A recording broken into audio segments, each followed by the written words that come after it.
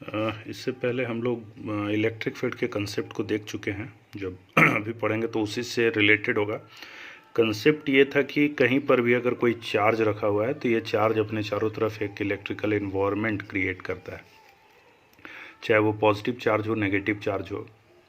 उस electrical environment को जब हम लोग मैथमेटिकली एक्सप्रेस करना चाहते हैं या समझना चाहते हैं तो इसी के लिए हम लोग जो टर्म यूज़ करते हैं उसी को इलेक्ट्रिक फील्ड कहा जाता है। ये हम लोग देख चुके हैं, समझ चुके हैं।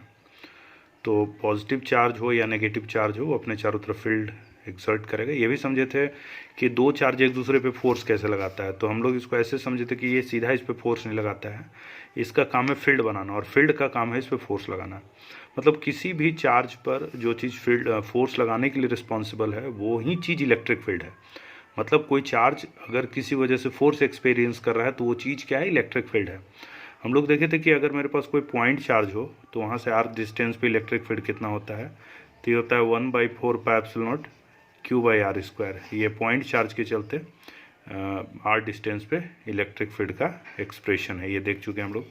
ये देखें हैं कि अगर कहीं बाहरी रीजन के चलते किसी कोई बाहरी इलेक्ट्रिक फील्ड कहीं मौजूद है, किसी वजह से मौजूद है, हम लोग यूनिफॉर्म नॉन यूनिफॉर्म ये सारा टर्म देख चुके हैं। और अगर आपको फिर भी कोई कन्फ्यूजन है तो आप पुराना वीडियोस जाके देखिए, आपको मिल जाएगा। सारा कंसेप्ट आपको समझाए थे, बस रिपीट कर रहे हैं ताकि आगे पढ़ा सके कुछ कुछ। तो इलेक्ट्रिक फील्ड अगर कोई बाहरी इलेक्ट्रिक फील्ड है और यहाँ पर कोई एक्स्ट्रा चार्ज लाके डाल दिया जाए तो ये चार्ज फोर्स एक्सपीरियंस करेगा। किधर एक्सपीरियंस करेगा, तो जिधर इलेक्ट्रिक फील्ड है उधर ही करेगा। जबकि अगर ये वो ऐसा कब होगा, जब ये पॉजिटिव चार्ज है। जबकि नेगेटिव चार्ज फोर्स किधर एक्सपीरियंस करेगा, तो इलेक्ट्रिक फील्ड के अपोजिट डायरेक्शन में। फोर्स कितना एक्सपीरियंस करेगा, तो चार्ज इंटू इलेक्ट्रिक फील्ड। ये भी देखे थे कि कोई पॉजिटिव चार्ज है, वहाँ से आर डिस्टेंस पे इलेक्ट्रिक फील्ड का डायरेक्शन कैसे पता करेंगे, तो उस पॉइंट चार्ज से उस पॉइंट को मिला देंगे जहाँ इलेक्ट्रिक फील्ड निकालना है। और अगर वो चार्ज पॉजिटिव है तो बाहर की तरफ एरो, यहाँ निकालना है फील्ड मिलाएंगे, बाहर की तरफ एरो, यहाँ निकालना है मिलाएंगे, बाहर की तरफ एरो। जबकि अगर कोई नेगेटिव चार्ज है और उसके चलते यहाँ फील्ड निकालना है तो फिर उसी तरह से मिलाएंगे और एरो को इनवर्ट खींचेंगे। तो ये सब कुछ कंसेप्ट हम लोग देखे थे इलेक्ट्रिक फील्ड का, जो अभी आगे समझाने में हमको काम आएगा। दैट इज़ वाई ये थोड़ा सा रिपीट किए। हम लोग देखने जो चीज़ जा रहे हैं ये है इलेक्ट्रिक डायपोल। इलेक्ट्रिक डायपोल ये हम लोग समझेंगे, इलेक्ट्रिक डायपोल क्या होता है। तो डायपोल जो कंसेप्ट है ये क्लास 11th में भी यूज़ हुआ था केमिस्ट्री में। हम लोग डायपोल मोमेंट, डायपोल, ये सारा चीज़ केमिस्ट्री में केमिकल बॉन्डिंग वाले चैप्टर में इसका इस्तेमाल किया जाता है। इसी की मदद से हम लोग पोलर नॉन पोलर मॉलिक्यूल के बारे में बात करते हैं। तो डायपोल यहाँ भी वही है, कुछ अलग नहीं है, लेकिन शायद कुछ लोग ना पढ़ा हो इसलिए एक बार बताना जरूरी है। तो डायपोल किसको कहते हैं, जैसा कि नाम में ही स्पष्ट है, डाईपोल मतलब दो पोल से बना हुआ हो। तो यहाँ पर भी कहते हैं सिंपली कि जब दो इक्वल एंड अपोजिट चार्ज, दोनों इक्वल है, दोनों का मैग्नीट्यूड इक्वल है, बट दोनों का नेचर कैसा है, अपोजिट। इसलिए जब दो इक्वल एंड अपोजिट चार्ज को एक दूसरे से स्मॉल सेपरेशन पे रखा जाए तो जो सिस्टम बनता है, इसी सिस्टम को इलेक्ट्रिक डायपोल कहते हैं। आप ये सोच सकते हैं कि करीब रखेंगे तो अट्रैक्ट कर लेगा, बिल्कुल करेगा। तो आप इसको फिक्स रखना है, ये दोनों चार्ज फिक्स्ड हो, ताकि एक दूसरे से मतलब एक दूसरे के अट्रैक्शन की वजह से आके सट ना जाए। तो जब दो इक्वल और अपोजिट चार्ज को किसी सेपरेशन पे रखते हैं, स्मॉल सेपरेशन, ये ध्यान देना है, तो ये जो सिस्टम जो तैयार हो रहा है इसी को इलेक्ट्रिक डायपोल कहेंगे। दोनों पॉइंट चार्जेस है, इक्वल है, नेचर में अपोजिट है, स्मॉल सेपरेशन पे है।